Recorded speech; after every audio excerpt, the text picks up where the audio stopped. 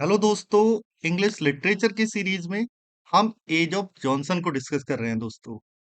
पिछले वीडियो में हमने इस एज के तीन बड़े बड़े literary Giants Samuel Johnson, Oliver Goldsmith और शेरिडन की बात की।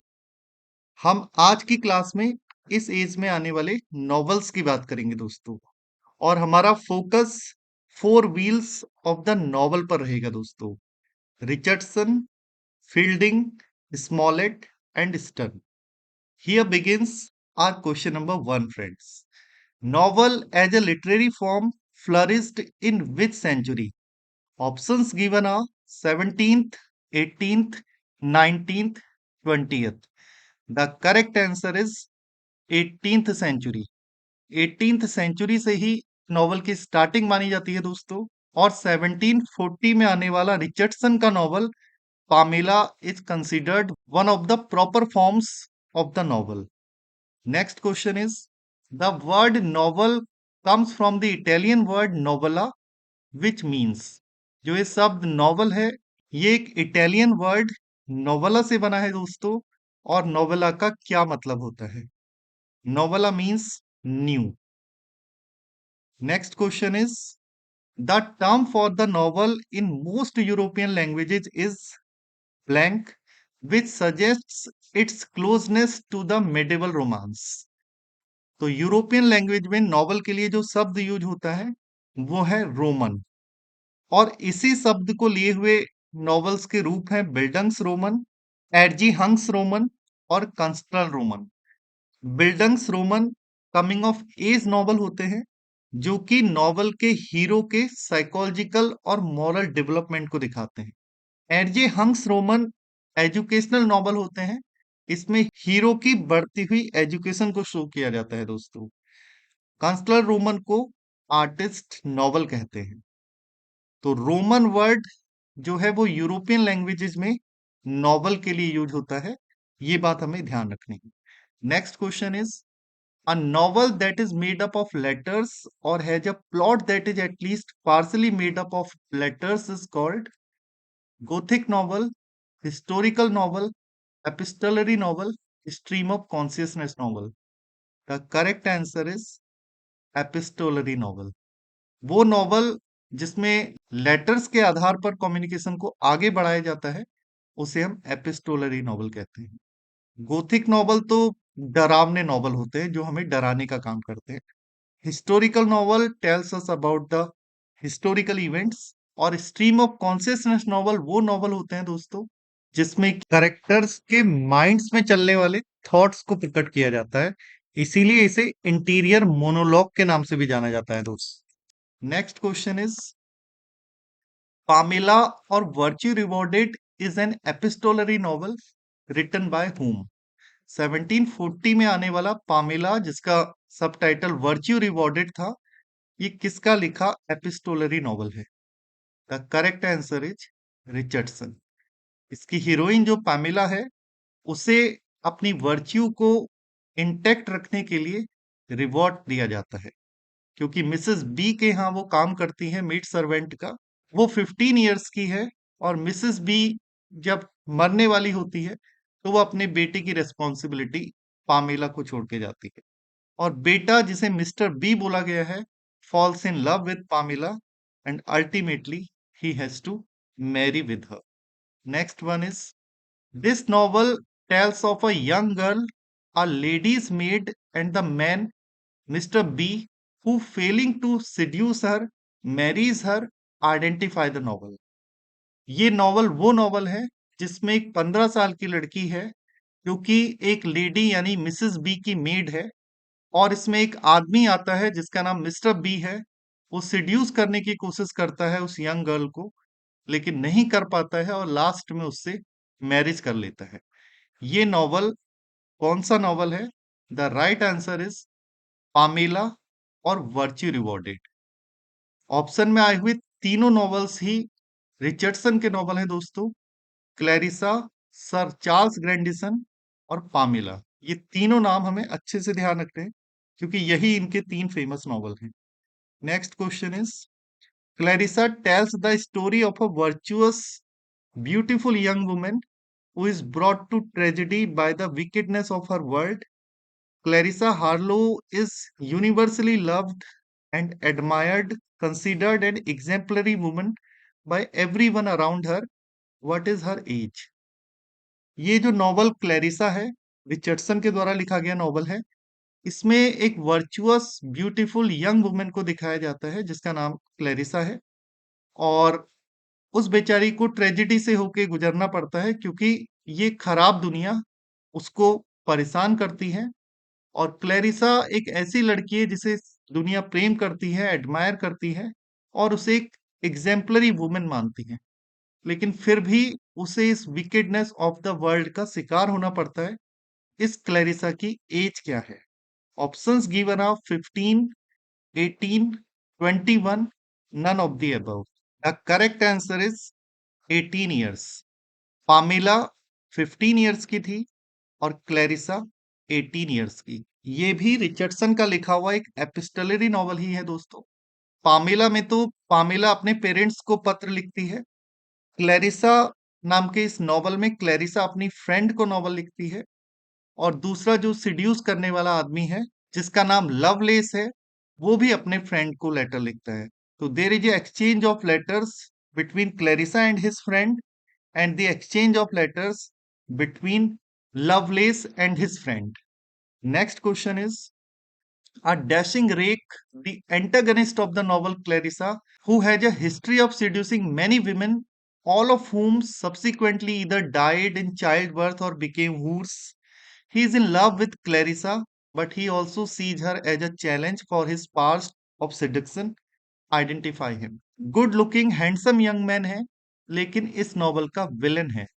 इसकी हिस्ट्री रही है कि इसने बहुत सारी विमेन को सिड्यूस किया है जिसकी वजह से उन्हें चाइल्ड बर्थ के दौरान मरना पड़ा है या फिर वो हूर्स या प्रोस्टिट्यूट्स में कन्वर्ट हुई हैं।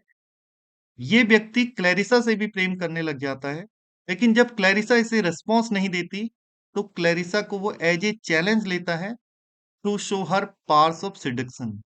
इस करेक्टर को हमें पहचानना है। The correct answer is Robert Lovelace. Robert Lovelace इस नॉवल क्लैरिसा का विलन है दोस्तों। यही क्लैरिसा को सिड्यूस करता है और जॉन बेलफर्ड इसका फ्रेंड है जिसको ये अक्सर लेटर लिखता रहता है और जॉन बेलफर्ड इसे लेटर लिखता रहता है। तो ये दोनों आपस में एक दूसरे को लेटर लिखते हैं। Next question is identify the novel not written by Samuel Richardson. Pamela, Clarissa, Sir Charles Grandison, Shamela. The last one Shamela is the right answer friends क्योंकि ऊपर के तीनों वर्क्स तो सैमुअल रिचर्डसन के वर्क्स हैं लेकिन शामिला जो है वो हेनरी फील्डिंग का वर्क है जो कि उन्होंने सैमुअल रिचर्डसन के पामिला की पैरोडी के रूप में उसका मजाक उड़ाने के लिए लिखा था। Next question is Which novel of Henry Fielding is called comic epic poem in prose? Henry Fielding के कौन से वाली नॉवल को comic epic poem in prose के नाम से जाना जाता है दोस्तों? ये इनके पहले नॉवल शामिला से ज्यादा पॉपुलर था और इसका नाम था Joseph Andrews. It got published in the year 1742 और फिर इसके बाद इनका नॉवल आया टॉम जोन्स और फिर अमीलिया। तो हेनरी फील्डिंग के 4 novel Shamela, Joseph Andrews, Tom Jones और एमिलिया ध्यान रखने हैं दोस्तों। तो यहां पर हमने अपने 2 व्हील्स ऑफ नॉवल की बात कर ली है, पहले रिचर्डसन और फिर Henry fielding.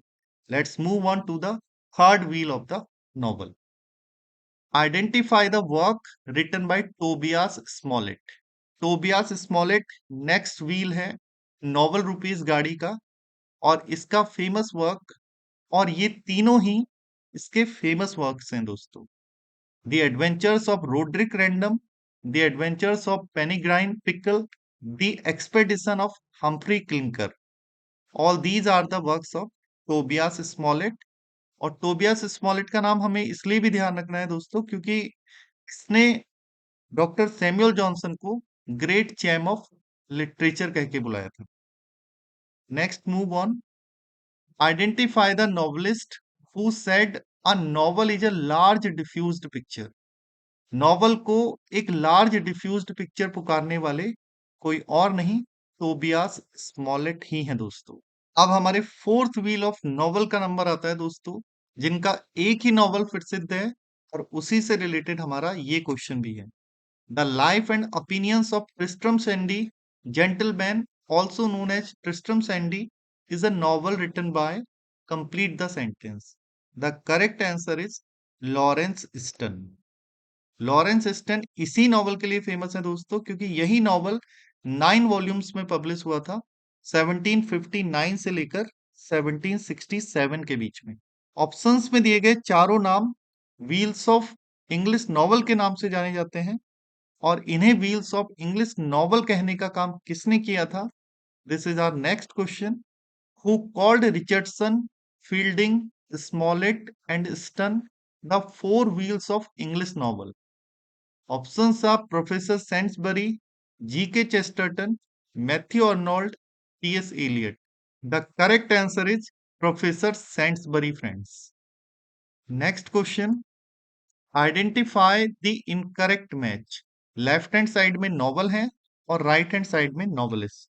The man of feeling, Henry Mackenzie, Caleb Williams, things as they are, William Godwin, Evelina, और the history of a young lady's entrance into the world, Frances Burney, the vicar of Wakefield, Samuel Richardson.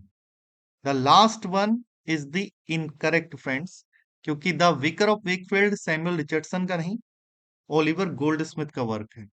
ऊपर के तीनों master pieces of novel हैं, और इन writers का एक एक novel ही सबसे ज्यादा फेमस है, जो हमें याद रखना है और जो इन ऑप्शंस में दिया है। Henry Mackenzie is known for his the man of feeling, Caleb Williams is the work of William Godwin, and Francis Burney is famous for his Evelina, जिसका सब टाइटल था the history of a young lady's entrance into the world. Next question is identify the Gothic novelist. इनमें से कौन Gothic novelist है? Horace Walpole, Ann Radcliffe, Matthew Gregory Lewis, all the above. ये तीनों ही famous Gothic novelist हैं दोस्तों, और इन तीनों का हमें एक एक वर्क तो जरूर याद रखना है। होरेस वॉलपोल का गोथिक नॉवल है कैसल ऑफ ऑट्रेंटो, एंड रेडक्लिफ का गोथिक नॉवल है द मिस्ट्रीज ऑफ यूडोल्फो, और मैथ्यू ग्रेगोरी ल्यूइस का गोथिक नॉवल है एम्ब्रोसियो और द मोंक।